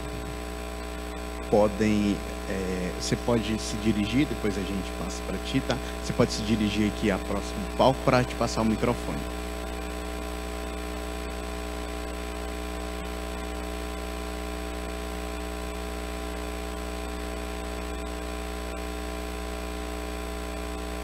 Bom dia, meu nome é Moisés, eu sou professor aqui da Universidade Estadual do Maranhão, da área de Engenharia de Produção.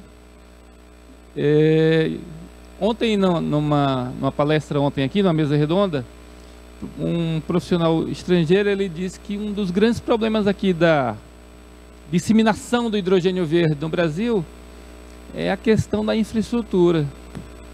A gente já começou a fazer essa infraestrutura. Quais são as principais dificuldades logísticas para distribuir o hidrogênio verde? Outra coisa, eles falaram também no preço. A gente não consegue ter preço ainda, como o hidrogênio utilizado na Europa. Então, como é que a gente vai enfrentar isso? Eu vejo aqui, por exemplo, a questão do gás natural no Brasil. Nós batemos recorde de desmatamento. E não conseguimos substituir a lenha das nossas florestas pelo gás natural. E a gente já luta com isso há mais de décadas, né? Então, são muitos entraves. Eu espero que o hidrogênio verde não seja mais uma frustração. E será que nosso governo, os governos brasileiros estão encarando isso de frente mesmo? Ou vai ser mais uma frustração para o nosso futuro, tá? Obrigado aí pela...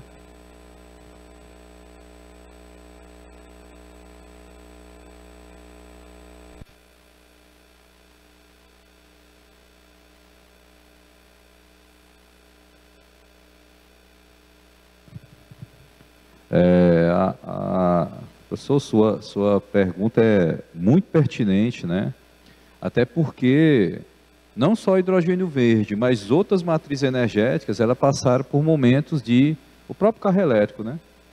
Teve momentos, né, de entrada no mercado, e depois, agora o pessoal já se coloca alguns pontos, principalmente nas empresas de frete, né? Certo? Mas vamos aqui entender um pouquinho. O que ocorre, eu acho que essa preocupação ela é muito pertinente, a questão da infraestrutura, a questão das políticas, né? E a questão de legislação, né? O que está se fazendo nesse sentido.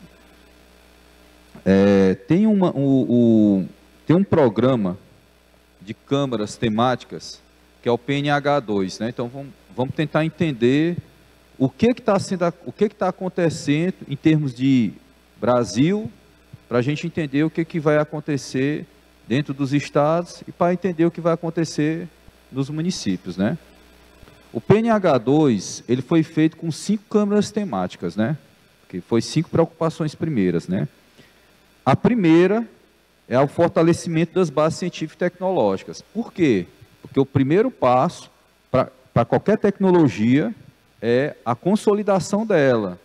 Quando eu falo da consolidação, além da produção, além das soluções, mas a gente utilizar principalmente matéria-prima própria, né? Certo? Então, o que a gente tem, o grande problema durante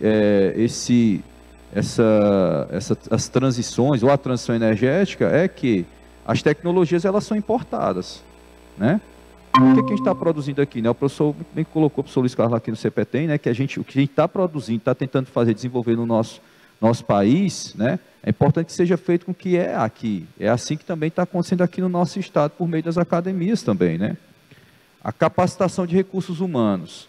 Existe uma outra câmara temática nesse sentido, né? Que ela tem uma coordenação do Ministério da Educação, né? E, embora existam as câmaras temáticas, ela está fazendo os trabalhos dela, o Estado, ele já está se adiantando nesse sentido. O Estado do Piauí, ele não está esperando definições para ele poder fazer suas próprias políticas educacionais. Isso já está acontecendo, tanto no ensino superior como no ensino básico, né? A terceiro, o planejamento energético, né? O planejamento energético é algo muito importante quando se fala de transição energética, né? Porque nós temos que entender uma coisa muito importante quando se fala de transição energética. Ninguém está falando de desfossilização. Não é isso que a gente está falando. Nós estamos falando de descarbonização, ou seja, redução da emissão de CO2 e aquilo que for também produzido, que ele seja absorvido, né? Sérgio? O arcabouço legal, que esse é um problema que muitas vezes demora um pouco, porque precisa, obviamente, tramitar na Câmara, Senado, mas hoje está bastante adiantado em termos do Brasil, certo? Mas no nosso estado, eu vou falar uma coisa bem interessante que aconteceu no estado do Piauí, ele é inclusive um pioneiro nesse sentido. Quando os primeiros investimentos, os primeiros empreendimentos de energia eólica vieram para o nosso estado, foi eólica, não foi solar, né? Iniciou pela eólica. E aí se pergunta o seguinte, por que foi eólica, né? O que foi que aconteceu? O que foi que a gente fez diferente, né? Na realidade, já se sabia que o estado do Piauí, ele tinha grandes corredores energéticos, né? Corredores de vento, né? Para empreendimentos de energia eólica. Só que ele não era tão expressivo como acontece, por exemplo, em Natal e outros estados, né? Porém, ele andava praticamente em todo o nosso limite, principalmente com o Ceará, né? E aí, o que foi que aconteceu? As empresas viram isso, a Chess foi uma das empresas que já tinha feito bastante estudo nesse sentido e disponibilizou, né? As empresas começaram a entender que era um estado interessante para fazer empreendimento, só que o estado de Pernambuco, ele também tinha essa intenção, ele tinha esse interesse. Só que, o que é que faltou na época? A preparação, um arcabouço legal, né? Ou seja, criar condições segurança para os empreendimentos. O Estado do Piauí ele se adiantou, ele acelerou isso, e foi esse um dos motivos que os empreendimentos vieram para cá. Então, esse é um ponto importante. E, por fim, a abertura de crescimento de mercado. Quando a gente fala do nosso Estado, o Estado ele já deu um passo muito importante, que ele tem uma ZPE, né? Que é uma zona de processamento, né? De exportação, que ela fica no nosso litoral, né?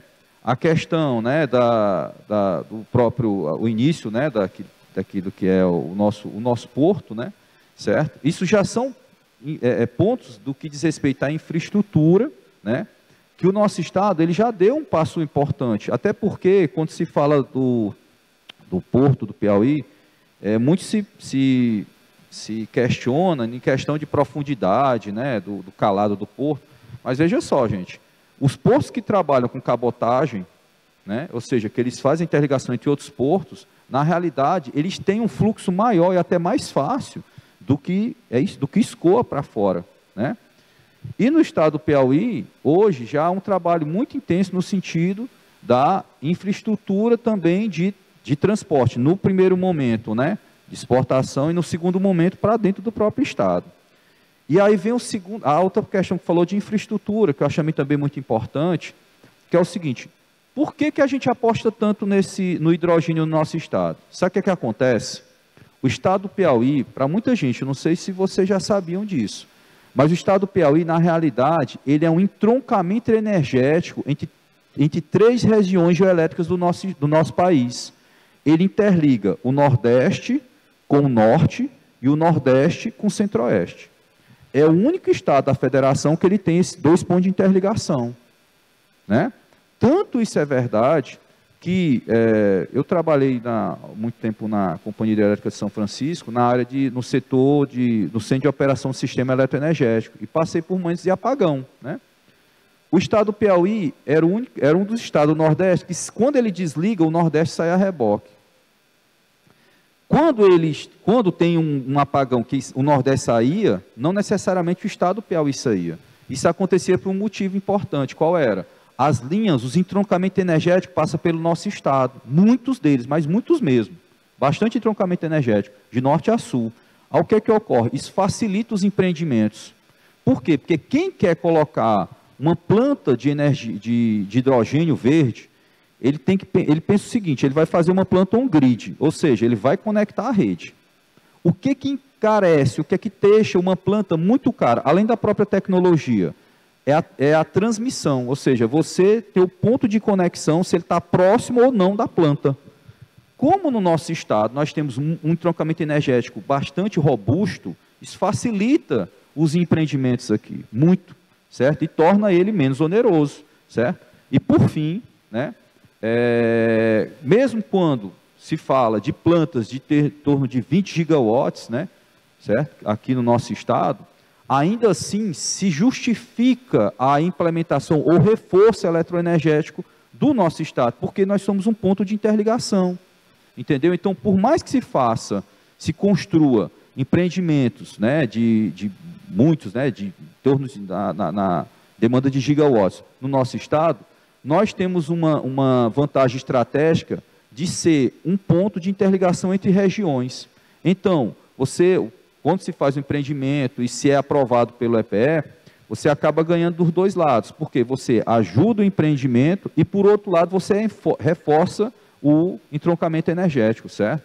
Então, na realidade, isso estrategicamente, em termos de infraestrutura, até o que não se está consolidado nesse momento, a gente já sabe que se justifica a implementação agora a médio e longo prazo, tá bom? É isso. Obrigado. Obrigado, professor. A gente tem tempo só para mais uma pergunta, tá? A gente convida aqui próximo do palco, você se apresenta, tá bem?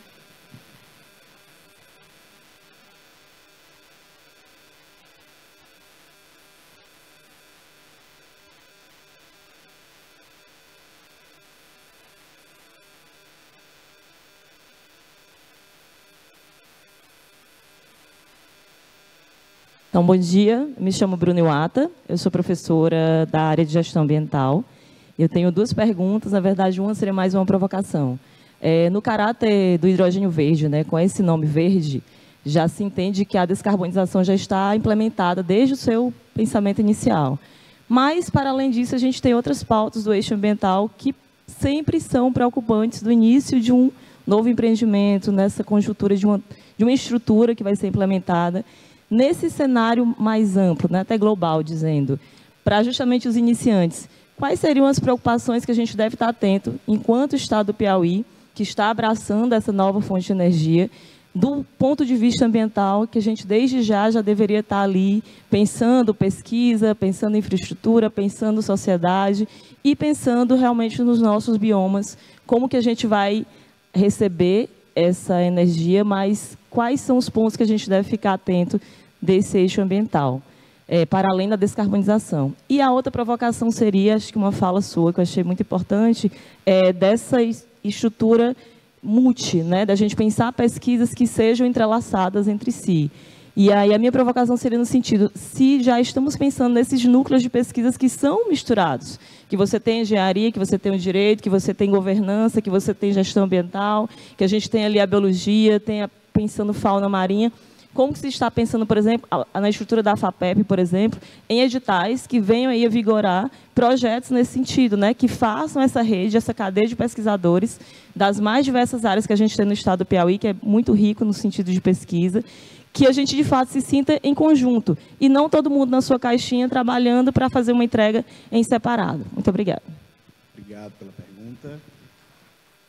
Passar para o professor para ele fazer. Professora, muito obrigado pela pergunta, e ela é justamente o resultado da provocação que nós viemos fazer aqui. Nós queremos fazer com que esse tipo de coisa aconteça, para que a gente consiga fazer mais entregas sobre tecnologia de hidrogênio para as pessoas que não são das áreas tecnológicas especificamente, de forma que a gente tenha uma plataforma de diálogo aberta e intersetorial e interdisciplinar. É justamente esse objetivo que é colocado à mesa nesse momento. Então, isso é muito importante, que a sua colaboração e que a senhora esteja mesmo aqui nesse painel de iniciantes, para que a gente possa fazer boas entregas para vocês. Obrigado, professor Marcos. Então, nós conseguimos finalizar a nossa mesa e imagino que a gente tenha cumprido muito bem a nossa função de popularização do hidrogênio verde. Os nossos palestrantes conseguiram elucidar as principais perguntas, os principais questionamentos, e foi uma mesa muito feliz. Inclusive, falando um pouco agora para a sociedade, para o povo do Piauí, eu percebi ontem, com a palestra magna, o governador participou, e ao chegar aqui no Piauí, aqui em Teresina, que o Estado tem as condições necessárias e suficientes para o desenvolvimento do hidrogênio verde. O governo tem, através do governador, as condições necessárias e suficientes, a vontade de fazer com que o Estado do Piauí e o povo do Piauí se aproprie do hidrogênio verde. E é isso que a gente precisa, trazer o jovem, trazer quem deseja fazer pesquisa, e as instituições de ensino do Estado estão sim prontas, as instituições do Estado estão atentas e preparadas e aguardando que as pessoas do Estado do Piauí assumam. Obrigado a todos pela presença.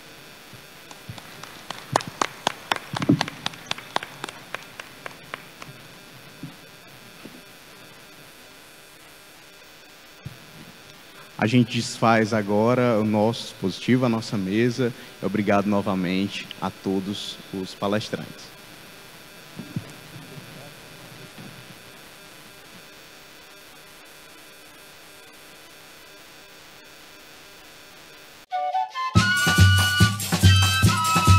Piauí, em meio à natureza, com o calor humano característico da nossa gente, do único delta em mar aberto das Américas, lugar presenteado com as opalas e tantas belezas naturais.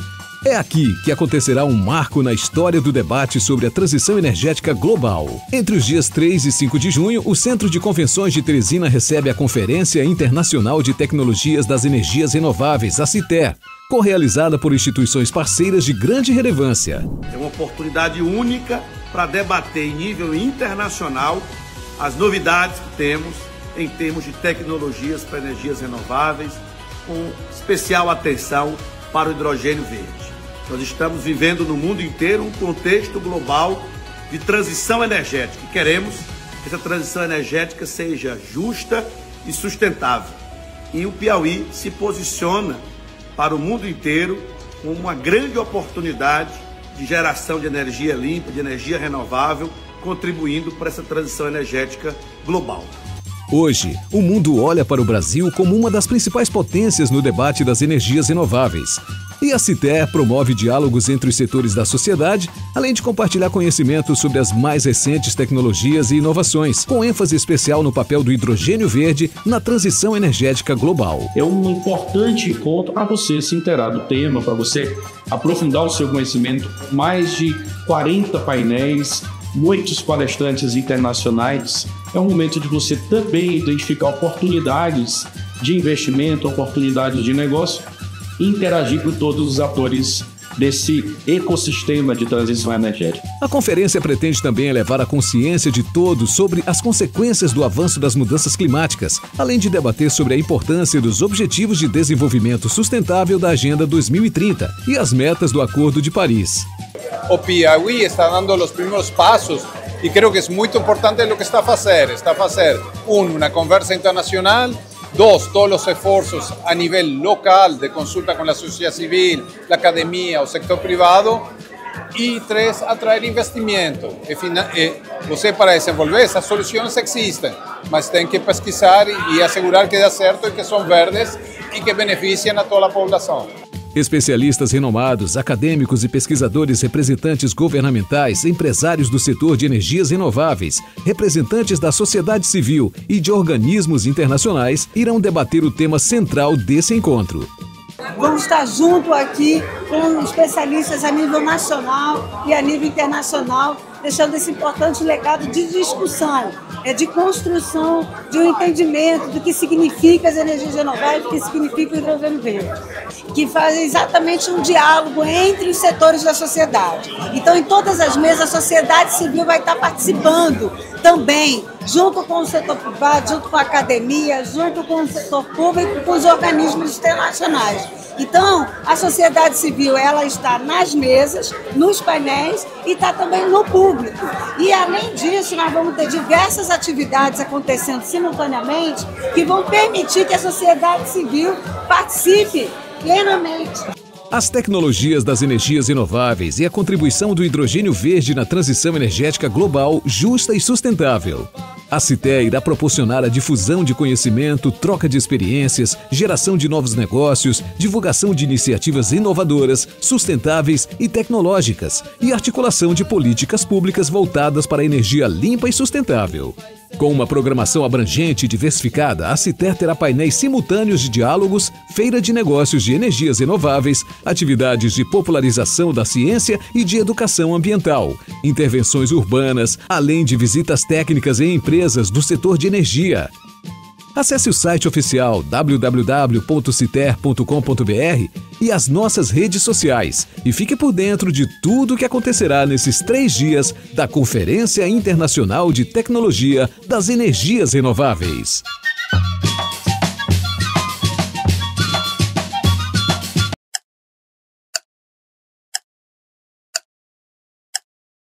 Todo ano, milhões de brasileiros têm seus celulares roubados por bandidos. Você vai descobrir como uma capital do Nordeste encontrou a saída para rastrear e devolver aparelhos. No Piauí, uma cidade tem chamado a atenção por causa do número de doutores. Quase 4 milhões de estudantes de todo o Brasil estarão com a prova do Enem nas mãos. Mais de 5 mil candidatos do Piauí viraram a madrugada em um aulão de 10 horas.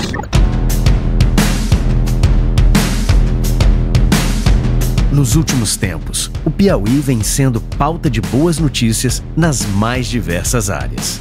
Agora, ganhou uma edição inteira.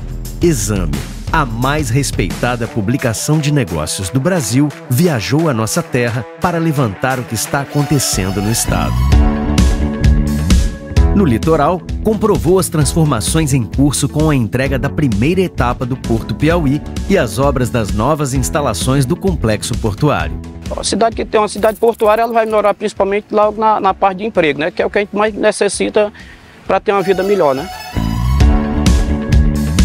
Conheceu a produção orgânica dos tabuleiros litorâneos, as operações da ZPE Piauí e seu polo de tecnologia. Com esse boom de startups, a gente tem muito mais condições de trocar ideia, né? De ter mais conhecimento e mais experiência.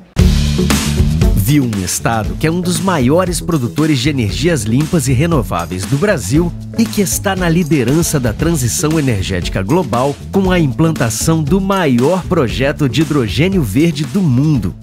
We are announcing the European Union's support to build one of the biggest hydrogen projects in the world in the Brazilian state of Piauí. Essa referência em economia ficou sabendo da extração de ferro em Piripiri, uma das nossas muitas riquezas minerais estratégicas, e compreendeu o imenso potencial do agronegócio piauiense com suas mais diversas cadeias, alta produtividade, sustentabilidade e que dá um novo salto com as indústrias de transformação já em implantação. Esse trabalho aqui hoje em dia é minha renda, né? Ajudo minha família dentro de casa, é muito importante e aqui é muito bacana de trabalhar, né? Na pauta da inovação, a edição identificou um audacioso programa de governança digital e modernização da administração pública. A tecnologia facilita processos e o empreendedorismo. Atua fortemente na segurança, oferece serviços na palma da mão dos piauienses, leva consultas e exames aos mais remotos lugares e amplia a participação social na gestão. Fui bem atendida, gostei da doutora. Aí eu já vou sair daqui com a requisição e outros exames para me receber sexta-feira. Quem lida com desenvolvimento sabe que a base do crescimento e da competitividade é a educação. Constatou a diferença que faz a escola de tempo integral, o ensino técnico profissionalizante, a formação em novas tecnologias e os grandes avanços da escola pública piauiense. A minha família não tem condições de pagar um ensino privado e com o ensino público eu posso ter uma qualidade tão boa como se fosse privado e assim ter mais chances para obter êxito tanto no ITA como no IME. Analisando o ambiente de negócios, o apoio institucional, a política de promoção do Estado, a presença internacional, os arrojados projetos de infraestrutura e logística que vão incentivar a industrialização, a publicação descobriu por que o Piauí cresce acima da média do Brasil e do Nordeste, está sempre entre os estados que mais geram empregos no país e tem uma carteira de novos investimentos que vão criar mais oportunidades e transformar a economia do estado. Revista de Negócios não viaja a passeio, mas se encantou com o charme de Barra Grande, que atrai turistas, nômades digitais e investidores do mundo todo. E aproveitou para fazer uma imersão na história e biodiversidade do magnífico Parque Nacional Serra da Capivara, que está ganhando mais um equipamento hoteleiro para receber bem todos os que nos visitam. Trouxe muito emprego, empregos diretos e indiretos para a população de São Raimundo. A gente sabe a importância que a gente teve nesse crescimento. Este é o Piauí que estamos construindo com muito trabalho. Um estado cheio de boas notícias para todos, seja agora e para o futuro. Governo do Piauí. Aqui tem trabalho, aqui tem futuro.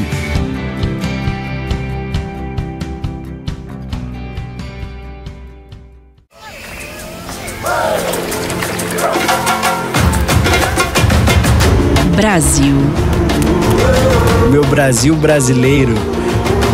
Vou cantar-te nos meus versos. Brasil verde que dá para o mundo se admirar. O Brasil do meu amor. Terra de nosso Senhor. Brasil pra mim. Pra mim. Pra mim. Brasil. O Brasil que ama sua terra, sua cultura, sua natureza, sua gente, voltou. Voltou para cuidar e fazer mais, muito mais para cada brasileiro e brasileira, unindo cuidado e crescimento, pessoas e desenvolvimento, respeito aqui dentro e lá fora. O Brasil voltou para fazer mais por nossa gente. Brasil, união e reconstrução.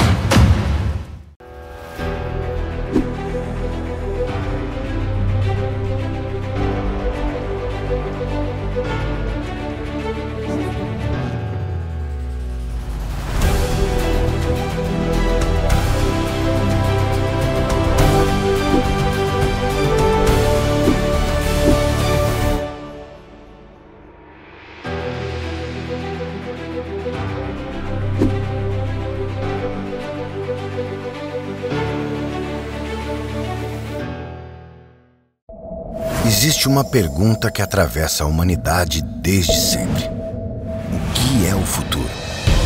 Entendemos que o futuro não é só um lugar no tempo, ou um amanhã que sempre foge. O futuro é a Sandra, o Raul e o João. O futuro é humano, é elétrico. O futuro é limpo, sustentável, renovável. O futuro é solar, sopra com o vento. E é por isso que nos últimos 5 anos, o Banco do Nordeste investiu mais de 30 bilhões de reais em energias renováveis. Isso evitou que mais de 40 milhões de toneladas de CO2 fossem lançadas na natureza a cada ano, o equivalente ao plantio de 3,5 milhões de hectares de floresta. Se somos movidos por alguma forma de energia, que seja a energia do futuro agora. Banco do Nordeste, o banco da energia limpa.